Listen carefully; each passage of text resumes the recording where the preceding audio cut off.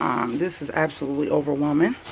I got 2 pairs of New Balances that we don't use. One is my husband's and one is mine. We never wear. These are all the shoes. Remember this shelf I showed you guys that I got for a really nice price?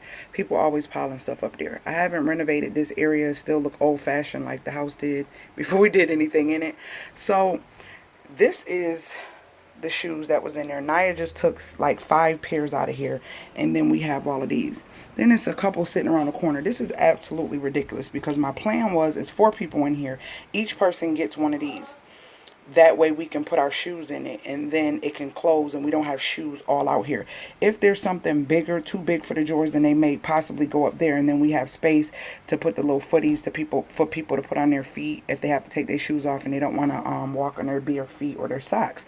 It's just absolutely ridiculous. So we're going to go through these. We're going to show you what we end up donating and what we end up with. Rizzy's getting ready to go through her shoes. I'm getting ready to get rid of some of mine and my husband's shoes.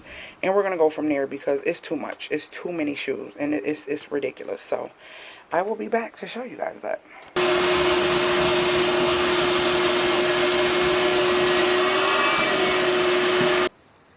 So this is our bag full of shoes that is going to be donated. All types of shoes. We're going to donate these. And let me show you what it looks like now. Nice and clean. Still old-fashioned and decrepit, but it's mine and it will be transformed. Nice and clean, and all the shoes are inside the thingy. I got to fix this thing so everybody's stuff is in here like that. And everybody has a space. This is mine. This is going to be Naya's. This is RIZZY'S space, and then this is just the extra space because his shoe's too big to go in the little thing. So, small changes. Be content with what you have, thankful for what you have. It may not be the best, the newest, and that doesn't always make you happy, but be content with what you have and take care of it, because that's how God blesses you with what you truly need and a lot of what you want when you're obedient. So I'm just sharing this purging journey and getting rid of stuff and making my house more simple, cleaner, and creating more peace and removing the noise, because every time I came in here, that irritated me so bad.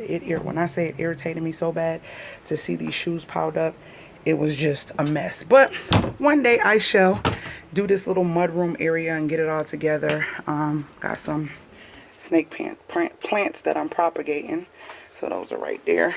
But yeah, that's what it is. Oh, my oil was getting on my leaf. Oh my gosh. Oh my gosh, I gotta be careful not to have that over my oil burner. Alright, so that's the area, and I hope this was inspiring to whoever you are, to declutter and purge your home. Alright, later, gators.